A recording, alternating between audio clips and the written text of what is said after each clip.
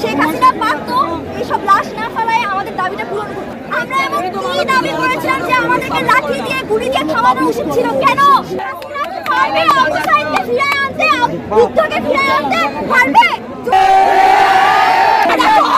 আমাদের বুকে আবার গুলি চালানোর জন্য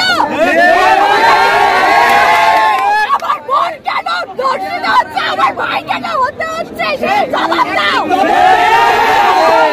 জবাব আছে ততদিনই আন্দোলন থামবে না। তাদের অধিকার আদায়ের জন্য আবারও আন্দোলন ডাক দিয়েছে। আমরা এই আন্দোলন সফল করে ঘরে ফিরব ইনশাআল্লাহ। বলি প্রথমে ওবায়দুল কাদের, তার পদত্যাগ, স্বরাষ্ট্রমন্ত্রীর পদত্যাগ, যেই কটা বিশ্ববিদ্যালয়ে রক্ত ধরেছে, যেই কটা বিশ্ববিদ্যালয়ে আমাদের সাধারণ ভাইদের গুলি করা হয়েছে, সেই কয়টা সাধারণ ভার্সিটির ভিসিদের পদত্যাগ, এর সহ আমাদের 9টা দফা আছে। আমরা এই 9 দফা নিয়ে এগিয়ে যাব। যদি আমাদের 9 দফার পরিবর্তে 1 দফা কার্যকর করতে হয়, তাহলে ওই 1 দফায় আমাদের শেষ দফা হবে। শেখ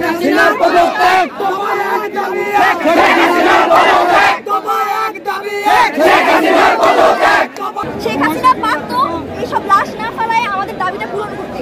এতগুলো লাশ ফেলানোর পরে যখন অন্যান্য রাষ্ট্র থেকে চাপ দিচ্ছে, তখন কিন্তু শেখ হাসিনা আমাদের দাবি মেনে নিতে বাধ্য হয়েছে।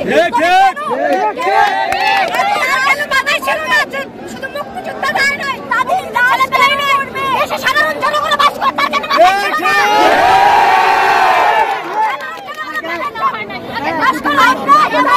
আমরা এমন কি দাবি করেছিলাম যে আমাদেরকে লাঠি দিয়ে গুলি দিয়ে থামানো উচিত ছিল? কেন পারবে আবু সাইদকে ফিরিয়ে আনতে, বুদ্ধকে ফিরিয়ে আনতে পারবে? শেখ হাসিনার পদত্যাগ।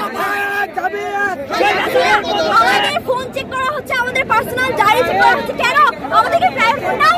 আমরা কি ফোন চেক করতে? আমরা কি একবার গিয়েছি শেখ হাসিনার কয়টা বাবাটা চেক করতে? আমরা স্বাধীন দেশের নাগরিক, আমরা স্বাধীন দেশের নাগরিক।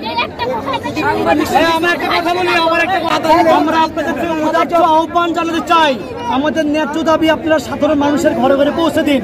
এর জন্য আপনাদেরকে উদাত্ত আহ্বান জানাচ্ছি। আর যদি না চালান, আপনারা আমাদের ভিডিও যদি প্রচার না করেন, তাহলে ভিডিও করা কোনো